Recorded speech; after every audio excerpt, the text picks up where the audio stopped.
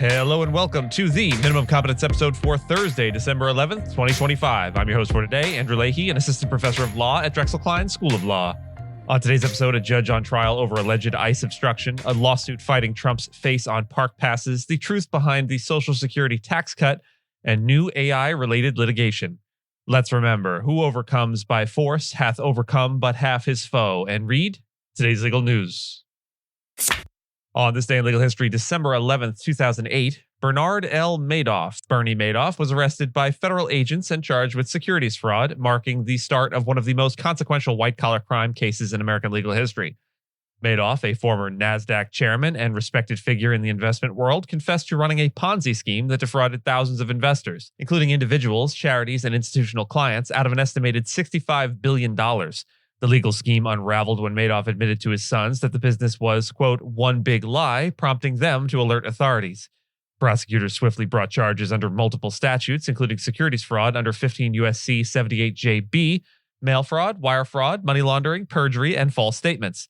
The Department of Justice pursued criminal charges while the SEC, heavily criticized for prior inaction, launched civil enforcement actions under the Securities Act of 1933 and the Securities Exchange Act of 1934. Madoff waived indictment and pleaded guilty on March 12th of 2009 to 11 felony counts without a plea deal. He was sentenced to 150 years in federal prison, the statutory maximum, and ordered to forfeit $170.9 billion, reflecting the full scope of the fraud. The case catalyzed intense scrutiny over the SEC's oversight failures and led to internal reforms within the agency, including new whistleblower protections and enhanced enforcement procedures. In the bankruptcy proceedings under SIPA, that's the Securities Investor Protection Act, Trustee Irving Picard was appointed to recover funds for victims using clawback lawsuits under fraudulent transfer laws to retrieve ill-gotten gains from those who had profited, wittingly or not. The legal theories underpinning those suits, including the application of actual and constructive fraud standards, sparked complex litigation that continues to shape bankruptcy and securities jurisprudence. Madoff's arrest also prompted Congress to review gaps in financial regulation, laying groundwork for reforms later codified in the Dodd-Frank Act of 2010. Jury selection began in the federal trial of Milwaukee County Judge Hannah Dugan, who is accused of helping a Mexican migrant avoid arrest by U.S. immigration agents. The case, brought by the Trump administration's Justice Department, charges Dugan with concealing a person from arrest and obstructing federal proceedings, alleging she deliberately diverted immigration and customs enforcement agents and allowed the migrant, Eduardo Flores Ruiz, to exit through a non-public courthouse door following a domestic violence hearing. Federal prosecutors argue that Dugan acted corruptly, citing her visible anger upon learning that ICE agents were present and her claim that a judicial warrant was required for the arrest, an assertion prosecutors say now was false. Flores Ruiz was ultimately arrested outside the courthouse after a brief chase. Dugan's defense contends that she was navigating unclear rules around courthouse immigration enforcement and had sought guidance from court leadership days earlier. Her legal team maintains she was not trying to obstruct justice, but rather to understand what rules applied. The case illustrates the broader tension between local judicial discretion and federal immigration enforcement under Trump's expanded deportation policies, which have included more aggressive operations in local courthouses. Critics argue such tactics deter immigrants from accessing courts and undermine public confidence in the legal system.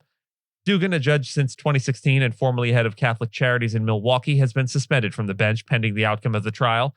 Her prosecution echoes an earlier Trump-era case against a Massachusetts judge accused of similar conduct, charges that were later dropped during the Biden administration. The Center for Biological Diversity filed a lawsuit against the U.S. Interior Department to block its decision to feature President Donald Trump's image on the 2026 America the Beautiful National Parks Annual Pass. The group argues the move violates the Federal Lands Recreational Enhancement Act of 2004, which requires the pass to display the winning photograph from a public contest depicting natural scenery or wildlife in a national park or forest. This year's winning photo, a landscape of Glacier National Park, was allegedly discarded in favor of a close-up image of Trump posed beside George Washington without any new contest or congressional approval. The lawsuit calls the switch an unlawful act of self-promotion and criticizes it as an attempt to turn a public symbol into a personal branding tool. Adding to the controversy, the lawsuit claims that the Glacier photo was demoted to a new $250 pass for foreign visitors, part of Trump's newly introduced America First admissions system. The updated pricing structure and design were part of a broader Interior Department announcement touting modernization of park access. The lawsuit also highlights changes to the free admission calendar, noting that Trump's birthday, June 14th, was added as a holiday, while existing free days honoring Martin Luther King Jr. and Juneteenth were eliminated. These shifts coincide with Trump's effort to slash the national parks budget and workforce while raising fees for international visitors. In a piece for Forbes this week, I unpacked the misleading claim that Social Security is no longer taxed under the One Big Beautiful Bill Act.